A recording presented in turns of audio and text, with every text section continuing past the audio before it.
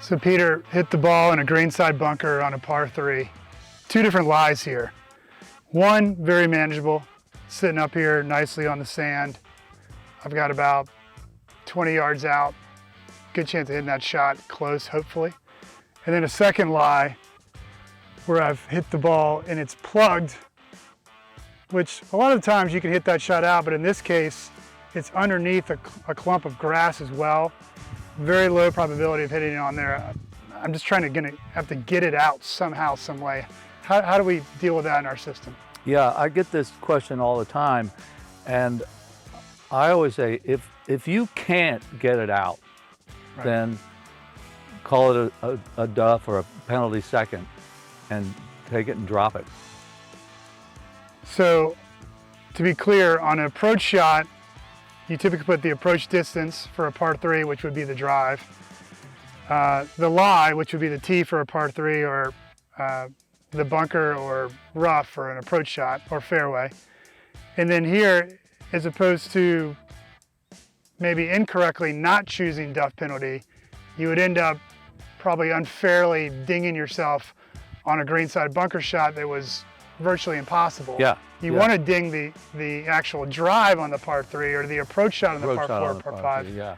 right? And so therefore you would actually choose duff or penalty because you hit the approach shot so poorly it resulted in a greenside bunker shot that really isn't even a greenside bunker shot. Right. It's more just a try to get it out there, or you know you're not going to get it out there, so you can take a drop. Right.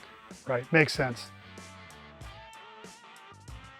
So a lot of amateurs hate the sand, Yes. struggle with the sand, don't have confidence in the sand.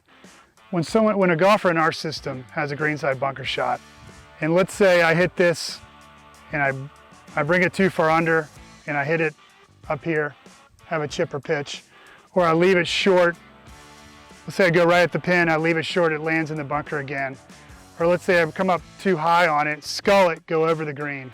Walk me through kind of those inputs for the golfer. Okay, first one, you get it out, but it results a chip pitch. So they'd mark the sand game as a miss, an X. Miss the green from the Miss sand. the green from the sand, and then you'd have a chip pitch. Now that could also, you could miss that too, but whatever you did with it, Right. if you hit the green, you're in the putting distance, you check it as a good shot and as a hit. And the sculled over the green, let's say it's a lost ball, you got to come and drop a ball back in the bunker and hit it. There, you just record the first mistake, Right. and the system will pick up on how many shots it took you to get to the putting surface or chipping.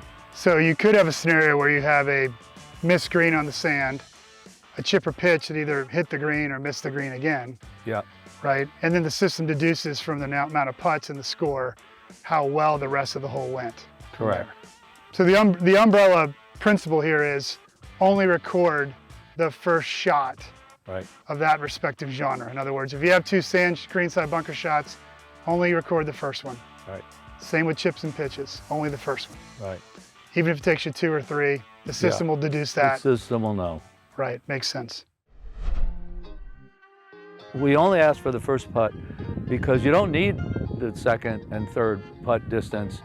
The tour does it that way, but you don't need it. The number of putts from the starting point gives you the same stroke gain answer that they get